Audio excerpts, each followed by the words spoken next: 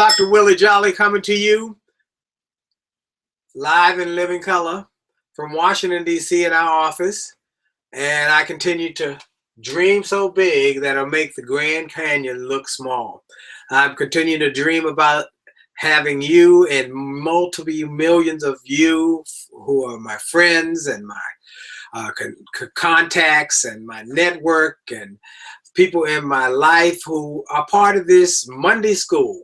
Monday School is a free weekly message from me that is like Sunday School, but it's on Monday, where we give you biblical principles to help you to live better and achieve more.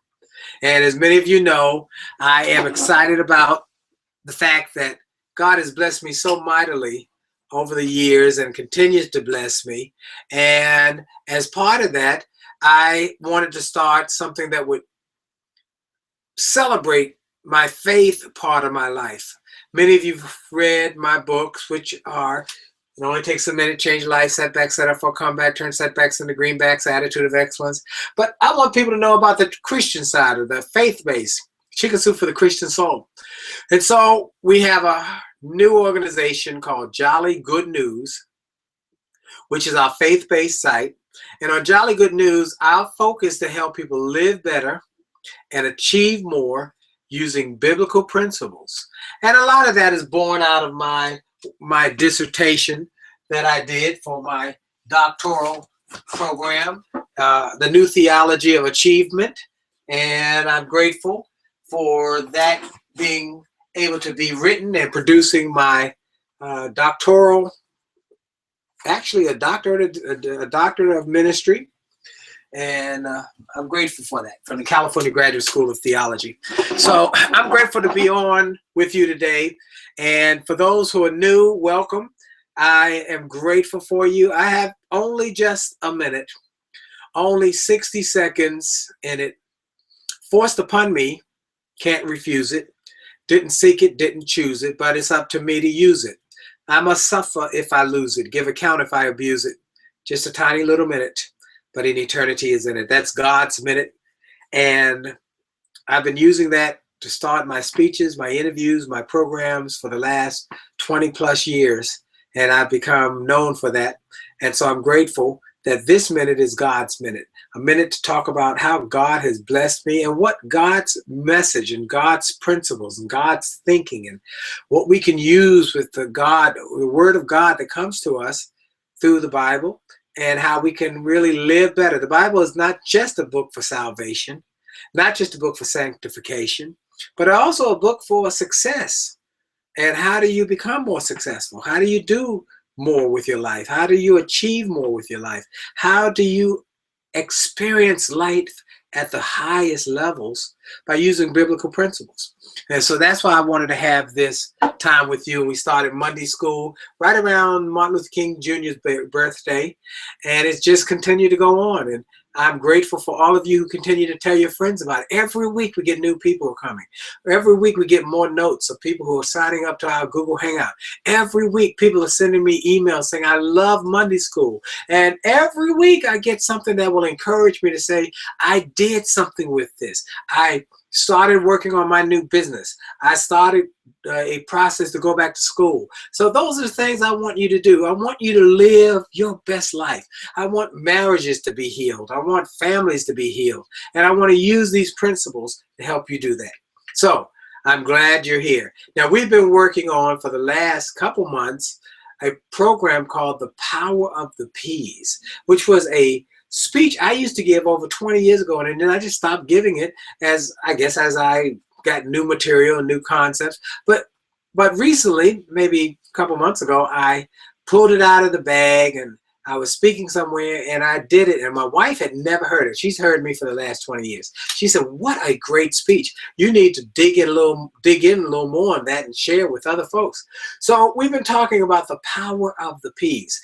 And if you've missed any of this, I encourage you to go to jollygoodnews.org, and you can see some of the messages there, as well as some of my messages from churches and from interviews and from television. And as well, it's an opportunity for you to be partner with us on this. We have some goals that we are really striving to achieve. One of those goals is take my book, A Setback is a Setup for a Comeback, and put it into every prison in America in both book form and audio book form, so that people can read it as well as listen to it, and they can realize that their past does not equal their future. Also, I recently made a donation of about almost 1,500 books to the Returning Citizens, which is a name for those who are returning from adjudication, from being in jail, and helping them to get prepared and acclimated for getting back in the workforce. So we gave them an attitude of excellence, copies of that book, and I'm very grateful. So we want to help those who have made maybe some poor choices, but the Bible says that we should visit those who are in jail. We should visit them, and we should love them. And so that's what I'm taking to heart. And so I want to do something special for them, as well as people who also youth. We want to help our youth. So we're doing, my goal is to get this youth video, Dare to Dream, Dare to Win, my PBS special for young people into every school. As well as, many of you know, I'm on the Get Motivated tour now. I'm grateful that I replaced the legendary Zig Ziglar as part of the Get Motivated tour. And we're on our way next week, the 28th of April, to Atlanta. And then in May, we'll be in Dallas and Indianapolis. And then in June in St. Louis and Denver. And then we'll be traveling all over the country. And in each city, I want to do something special. I want to be able to donate a full speech, me going to speak for a school in that city, a school that's in great need, who often could never get a speaker, or particularly would not get a speaker to come in who has had some successes. And so want to be able to just bless them with that. So we want to be able to create some revenues to be able to underwrite and undergird those experiences. So I'd ask if you're being blessed by this weekly message, or even if you're new to this and it just pricks your heart to be able to be a help in this process of putting books, the videos, audiobooks, and CDs, and then getting an opportunity to go to schools wherever I am in the cities with Get Motivated, that you want to seed that, pour into that, bless that, give an offering to that. Or as one gentleman said to me, he said, you know, I've heard you, I've read about your work, I've heard you talk about how tithing changed your life. He said, I don't have a church, I don't have a place to tithe. Well, if you don't have a church, you don't have a place to tithe. This is a great place to tithe. And God will bless you because of the tithe. He blessed me with the tithe. I mean, he has blessed me once I became a tither. My son called me today and said, Dad, I'm so glad you told me about tithing. Well, you know, he said, my contract, he's an attorney, he's a contract attorney in New York. He said that contract ended, and now calls are just coming in every which way from this place. I mean, I hang up the phone, another call coming in. He said, and you know, once you told me to start tithing, it's just, is this what happens? I said, God will bless you, because he said, if you will break off, pour out, you take the meat to the storehouse, Malachi 3. He said, I will pour you out a blessing so great you can't take it all in. And my son was experiencing that today. So I encourage you to tithe. If you tithe to your church, if you go to church, tithe there. And you can make an offering here. But if you don't have a church, tithe here. And you got to tithe. You know, one of the things the Bible says is pour into good ground so that God will bless you. And I believe you'll see that this is good ground. I'm very meticulous about the donations, and I don't take a salary from this. We want to be a blessing to multiple millions of people. So we've been talking about the power of the P. JollyGoodNews.org, by the way, if you want to make that donation, JollyGoodNews.org. We've been talking about the power of the P's, and we started with the fact that it's about your purpose. And your purpose and your passion are usually connected. That your passion is something you love to do, or you hate. Something you love or you hate. You're passionate about it. I hate mediocrity. I'm passionate about it. I love seeing people live their dreams. I love seeing people start after their goals and don't give up. I love people not letting life stop them. I love that. And so I encourage people to do that. That's my passion, which I believe is connected to how I find my purpose. My purpose is to inspire a generation to rise above their circumstances and maximize their God-given ability. Whatever your ability that God given you, to maximize it. I love what Michael Jordan said. He said, talent is God-given, but ability takes work. You got to work on it to maximize it. You got to work on being better. You got to work on improving your skills, improving yourself, studying, investing, going to seminars, going to programs, going back to school. Work on becoming a better you. So we started with purpose and passion. And then we talked about planning and how I've learned over these years that I used to say you just have to have a plan. But I've learned I was not thinking big enough. It's not just a plan. You have to have planning, multiple plans. You need to have a life plan. You need to have a financial plan. You need to have a health plan. You need to have multiple plans in your life, in your business. You need to have plans. Planning is part of the process. And God said plan. He said you got to get a plan. Write the vision, have a vision, and then run toward the vision and get a plan on how to achieve it. And so I'm encouraging you to have plans, multiple plans. You need a financial plan. If you don't have a financial plan, that's not wise. You want to have a financial plan and where you're going to go. One day you hopefully will retire, or someone like me, I'd never planned to retire. I might slow down, but I do want to have the resources to be able to have the lifestyle that takes care of my needs, my home, my food, so forth, and not be stressed because I did not plan for the future. If you get to live long enough, you need to have a plan for that day to come. So you have plans, financial plan, retirement plan, all of that. And so you got purpose, passion, plans. And in order to do that, you have to be positive. You have to stay positive. We talked about being positive and having a positive mindset and working on your positive outlook, your inlook, your uplook, a mindset for being positive. But, you know, what someone once said, will being positive make everything perfect? No. But it'll do better than being negative. I can tell you that. To be positive about life. Be positive about the possibilities. Be positive about your future. Be positive even as you're going through the tough time. Expect good things to come your way. I expect good things. And I'm amazed. My assistant says, I'm amazed how things just fall in place for you over and over and over again. I have a positive attitude. And I work on it every single solitary day. I'm encouraging you to work on your attitude, a positive attitude, a positive attitude. Life is challenging. Life is difficult. But a positive attitude will help you circumvent and navigate the challenging times of life and come out with a high smile on your face. Not stressed out, not despaired, not despondent, but excited because it's all good. All things are working together for good for them that love the Lord and are the called according to your purpose. Because God has a purpose for you and he put that purpose in you. So it's working for your good. Be positive. Be expecting good things, okay? Then we talked about purpose, passion, planning, positive. Then we talked about being persistent. Persistence is you keep trying. You keep trying. When you set a goal, you keep trying to achieve that goal. Just keep trying. I wish I could tell you some of the stories. If you've not read my books, I tell the story about how I just had to persist and keep trying when things did not go well. Keep trying. And then you persevere. Now, persevere is that you endure. The race does not go to the swift or to the strong. And the battle does not go to the swift or to the strong, but to the one who endures to the end. We've heard the story about the rabbit and the tortoise and how the rabbit was swift, but the tortoise was persistent and persevered and was patient.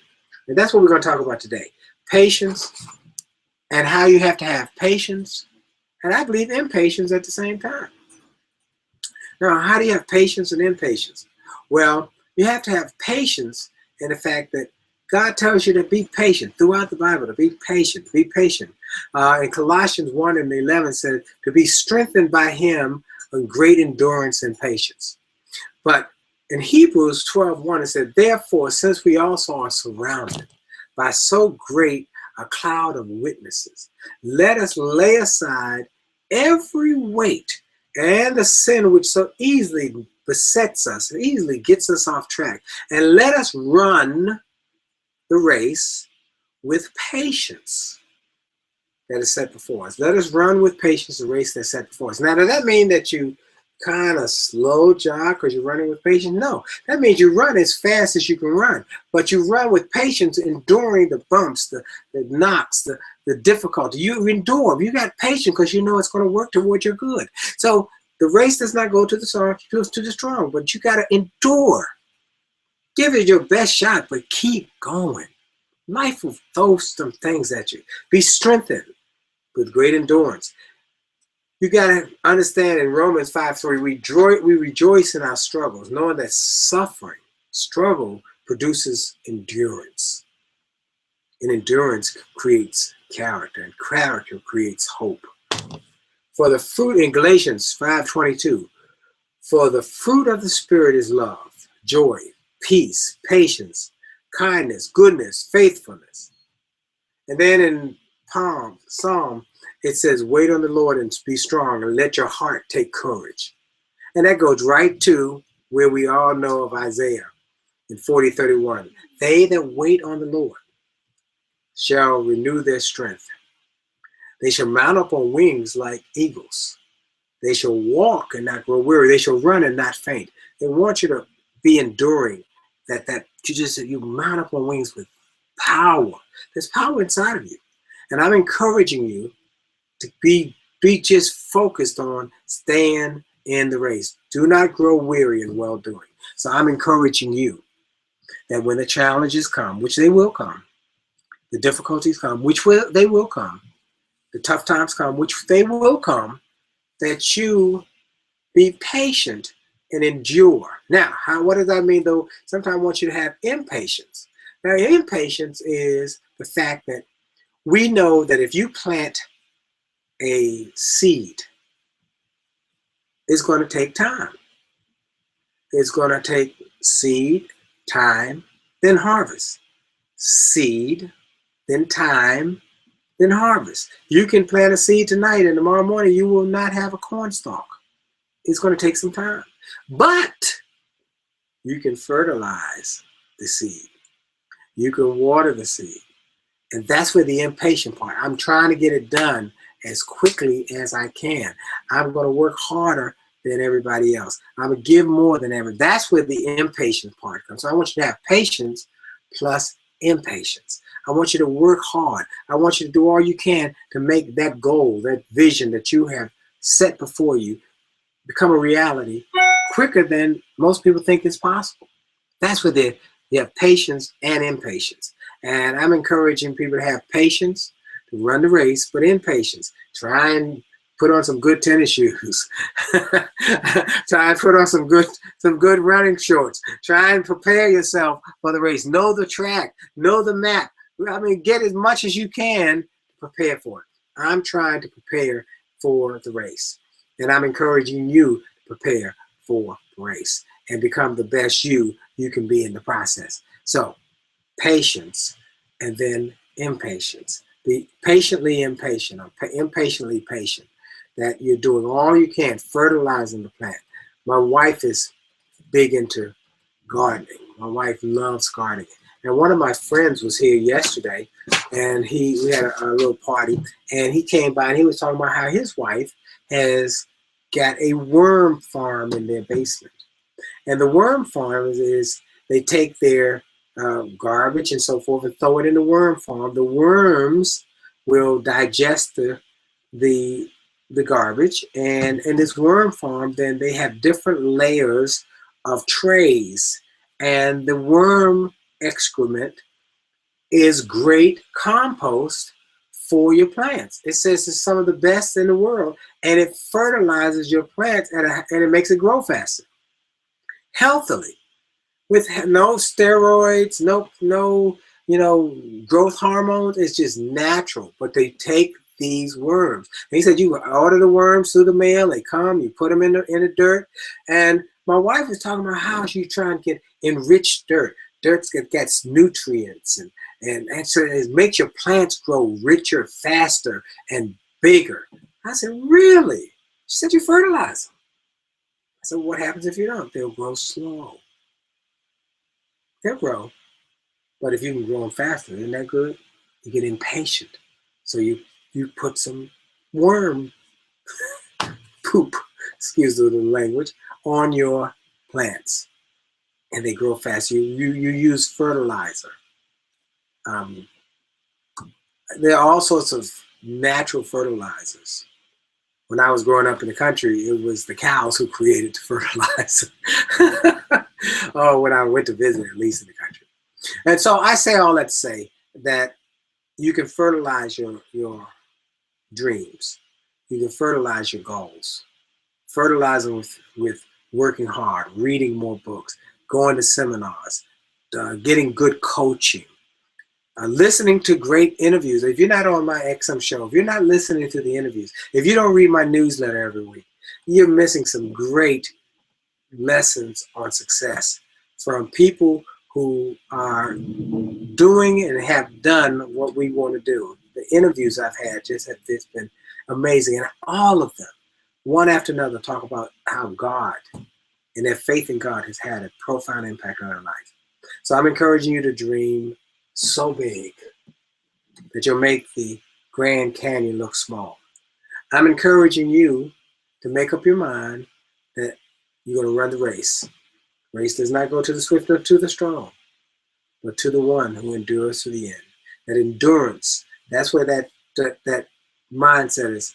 And let us run with patience, with endurance, the race that is set before us. I like the way the Message Bible says it. We continue to shout our praise, even when we're hemmed in with troubles. Because we know those troubles can develop passionate patience, endurance in us. And that patience will inspire us to keep running the race best we can without giving up. And that's what it's all about. Don't give up. I don't want any of you to give up on your dreams, on your goals. I don't want you to give up when things get tough. I had a conversation with a friend who was ready to give up on her marriage. I said, I don't want you to give up on your marriage. Don't give up on your marriage. But it's tough. You're having financial problems. I said, money can throw marriages off track quick. So go to counseling. Deal with the money issues. And know that they shall pass. This too shall pass. It did not come to stay. It comes to pass. It came to pass, not stay.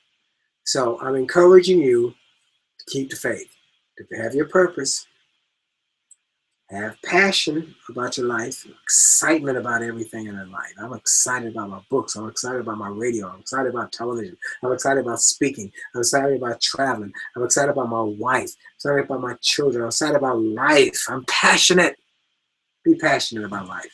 You don't have to bounce off the walls like I do, but you do need to have a fire, that quiet fire inside about what it is you love to do, and do it with all you have. So purpose, passion, a plan, planning, multiple plans, financial plan, life plan, health plan, multiple plans, retirement plan. And then be positive.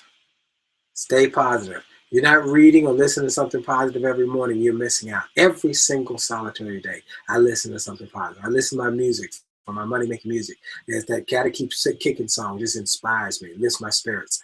I listen to something positive every day. I read first thing in the morning. Before I get out of bed, I read a proverb. There's one for every day of the month. I read one every day. I read it from the Message version. I read scripture every morning. I thank God, I thank God, I thank God, I thank God, I thank God, I thank God, I thank God before I get out the bed. Thank you, thank you, thank you, thank you, thank you, thank you. Got another day. Another shot. I'm still here to land of the living. Okay, I can do something with this day. I give God glory. I got a positive attitude, and I'm working on that attitude every day. I hope you're working on yours. And then I made up my mind to be persistent. I've set my goals. I got the vision, and I'm going to keep persisting. People tell me no. I got a couple no's today. Okay. I know it takes about 17 no's to get a yes. I got to get through these no's as quick as I can. I'm working on sponsors for this Getting Motivated. I'm working on sponsors and underwriters for these school visits. People say no. I keep going. Keep trying. Then persist and then persevere. On the projects that I'm working on, the projects that I've been undergoing, the projects. This is perseverance. It's Monday nights. I've been sick. Let me tell you what happened. Life is interesting. The older I get, I learn more things about myself. One of them was I've never had allergies, ever. Never had allergies. And last week, here in Washington, you might know it's cherry blossom time. I went out for a wonderful bicycle ride on the day the cherry blossom were in full bloom. And I came home that night. My wife had been sick with a cold. And I started getting a sore throat. And I said, maybe I caught her cold. And then it went to my head. And I started eyes watering, eyes puffy, and nose running. And all week long, I was taking NyQuil and this one. And nothing's working. Finally, I called my doctor and said, I can't breathe. I don't know what to do. He said, tell me the symptoms. I told him. He said, you've got allergies. I said, I never had an allergy. He said, you got an allergy. And he made a quick call to the prescription to the pharmacist. I went immediately and got the medication he prescribed. Next morning, I felt like a new man. Unbelievable. And so I say that I'm still recovering, but yet I made up my mind. This Monday night, I'm going to be here. I'm going to be with you. I've been recovering and trying to get my health and strength back, but I'm going to be with you. You know, a couple of weeks ago, I was traveling, and I was in a gentleman's house Monday night having dinner. And I said, I got to pull out my computer because I got to be with you. And we still had problems because the sound didn't work, but we tried. And I'm going to keep trying and persevering and keep coming back and keep working on it because you got to persevere. So then finally have patience to endure the race. Keep running toward that goal. Run. Write the vision. Make it plain that you may run to that vision, that he may read it, may run the race. It takes endurance to run the race. And so you got to stay endured, stay focused, fight. Don't give up. So our time is about up. It goes quick every week. I just so grateful. So I want you again, I ask, implore, ask, beg, plead, whatever you need, to go to Jolly Good News, make a donation, whatever you want to make donation, whatever. I'm grateful for everything. And be a partner with us in this. If you have a church, tithe to your church, but you can make an offering here. And if you don't have a church, then pour everything right in here, tithe here, give your offering here, and just bless it so we can be a blessing to others. Okay? I appreciate you. Well, God bless you. May heaven smile upon you. Hope you enjoyed this week's message. I look to talk to you real soon. Remember, your best is yet to come. Your best is yet to come. Believe that, receive that, expect it, and go to Jolly Good News and get some of these messages. Go to some of the messages that are already on there just to be inspired. And last thing I ask every week, please share this with your friends. Tell your friends, your co-workers, your family members, your cousins. Put it out on Facebook Monday night, 8 o'clock. Monday School with Dr. Willie Jolley. All right? Have a great day. God bless you. I love you. And may heaven smile upon you. Talk to you next week.